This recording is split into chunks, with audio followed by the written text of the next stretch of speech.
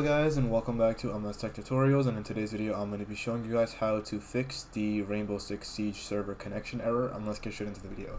So the reason that this error is currently happening is because Siege servers are down, so you will actually not be able to play until the servers come back up, and there is really nothing you guys can do other than just simply wait.